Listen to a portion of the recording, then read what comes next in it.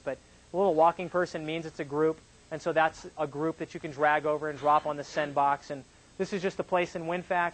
When you're in WinFax goofing around, you'll see this, and that's where you can manage your big blocks of data and have separate groups. And you can break up one list into 3 or 4 groups if you know that one group doesn't want this or would be better served by that. Just wanted to give that to you as an example.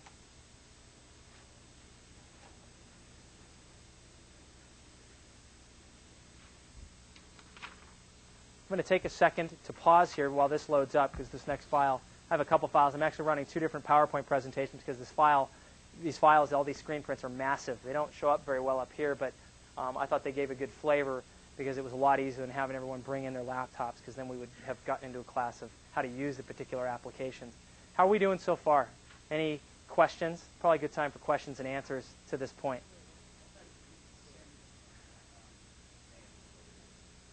Sure you can. There's absolutely nothing wrong with that. I mean, the issue with that is, are you abusing it?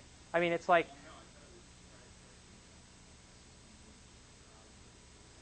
no, we had I'll give you an example. We had an area manager meeting. We had I don't know if it was just I think it was just a business meeting. It wasn't just area manager, division manager there as well. We had a marketing professor from Northwestern come in from Northwestern, so Chicago, and she left. And I thought, that was really cool. And so I just wanted to say thanks.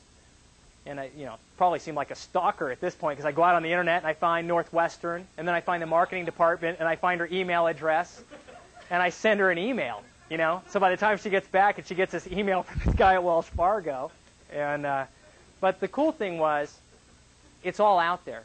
You can stay completely in touch. Talk about plugging in and getting information. I mean, here's a person that is nationally renowned in marketing, and you can have that kind of a dialogue. And I mean, email's easy. One time I was in a chat room on the internet, and I was in the stocks. It was an investment, thing. I was watching all the email threads, and there's one from Bill Gates that pops up. It says, from Bill Gates at msn.com, and it said, "Buy my stock. I need the money."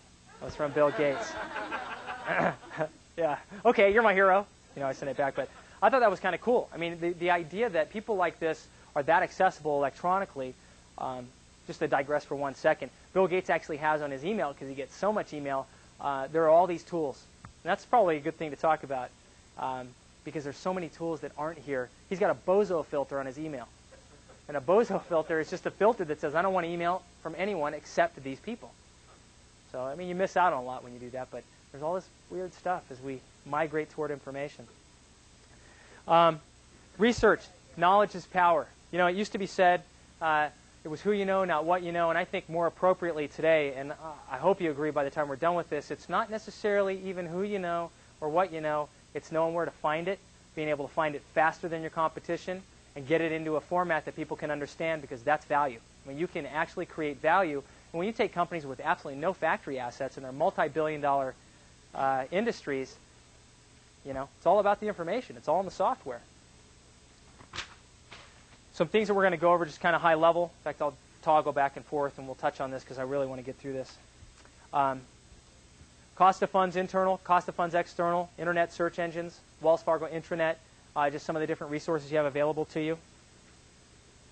First page, if you will go past the research section.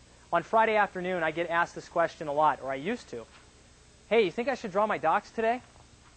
And the real question is, what are rates going to do on Monday? So we would go through this exercise of calling Cindy McCroskey or someone in BLD, and they would call Management Sciences to look in the crystal ball and see what the bond market had done this week.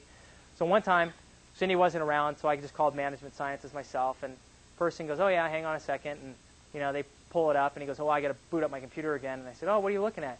And he goes, "Netscape." And I said, "Netscape? What do you mean Netscape?" And he goes, "Yeah." And I said, "Well, give me the address." And by the way, it's muddy on here, but on all of your printouts, it's got the actual addresses, so you can use these when you go back. They post their cost of funds on the intranet. So through Netscape, you can go to Management Sciences, and you click on cost of funds. And what this pulls up is this next slide. This is actually what we use in that Excel spreadsheet, that rates XLS. This is where we populate those cost of fund fields. So on Friday afternoon or Thursday afternoon or whatever, when you look at this, here's how it works. If you go to the 1515 real estate rate on the rate spreadsheet and you double click on it, it'll jump over to a cell that's the cost of funds cell. It'll say COF. And what happens is they take this 1515 cost of funds and they put it in the COF cell. And they do the same thing with a 1030, but it's basically the same cost of funds. So you can look on Friday, because this is updated daily, by the way, and if it's 35 basis points lower than the cost of funds in that Excel spreadsheet, guess what? Rates are going down on Monday, and you know it, and you don't even have to ask permission. The other thing is, if I want a 10-year fully amortized real estate loan, has anyone had that experience where someone wants it shorter than the period that we state? Well, here's another little trick. Our cost of funds is lower. We're not even buying it down. So in effect, if I got a 1515 and my cost of funds is 7.16, but the borrower says 1010, I have seen loans where we do the same rate. And so in effect, we get a buy-up.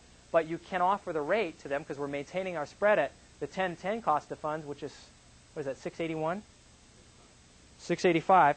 So, you figure it out, but, it's a 30, 40 basis point buy down for the customer, but it's not a buy down because we're maintaining our spread. It's just we can get our money less expensively on a shorter leash. And these are all things that all you have to do is go to Netscape, and you can figure this stuff out for yourself. So if I wanted a 5-year fully amortized real estate loan, I know what the cost of funds is. I don't have to go through the exercise we used to, which goes back to my 15 minutes. I just saved you all 15 minutes, and leave your checks at the door, please. If you will jump to the next screen. So that's our internal cost of funds. You know where to find it, and go play with this. I know this is a lot of information, and it's coming fast, but I just wanted to get it out to you so you can go out and figure out these tools. Wall Street Journal Interactive on the Internet. Under the Money Data Bank section, this is where you can find real-time, all the time, market updates. Not only quotes, but in the data bank, it's where you get like the 10-year Treasury and the 5-year Treasury and all of that stuff, so that if you know you're competing against someone that's 10-year Treasury plus 3, and it's Thursday afternoon, you can just pull it up right here and you know. 10-year Treasury, I add 3 to it. That's what I've got, and then I go to my cost of funds. I know where I'm at. It's giving you the information so that you can make these decisions on the fly. This is my favorite part. The next slide, Federal Reserve data. All on the Internet, by the way, all Netscape. So I go to the Federal Reserve, which the address is there, so you don't have to go search for it.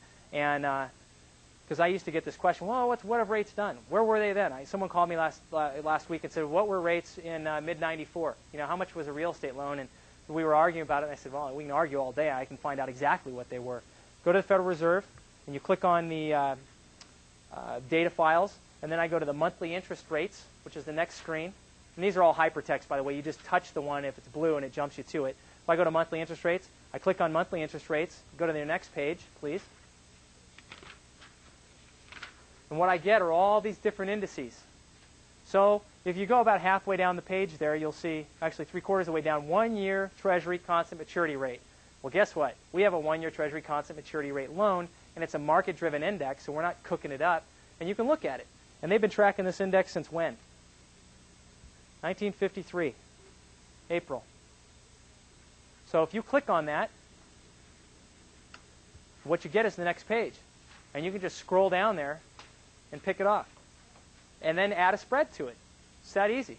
You can take any of them. Just add the spread, and you know what the rates were then. Why is this important? Well, flip to the next page. You can grab this. You can just pull it right down off the Internet. It'll give you the file in an executable in an Excel spreadsheet.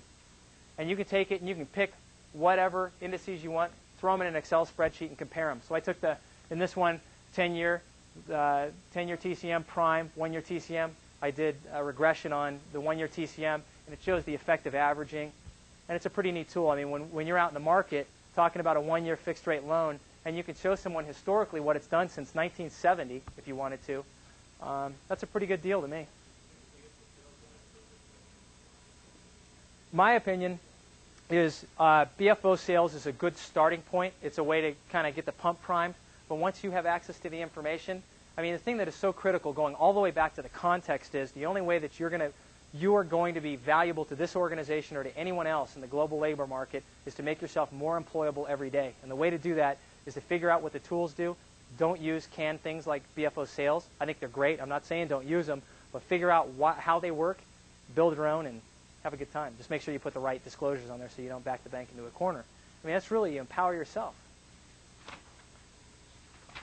By the way, I mean, I think BFO sales is a great tool. I'm not picking on BFO sales. It's just the important thing to underscore there is it's a tool, and you can go out and get information that makes you more powerful than any BFO sales tool. Next slide. Actually, it's in reverse order, so jump forward one page and we'll come back. Employee Handbook Online.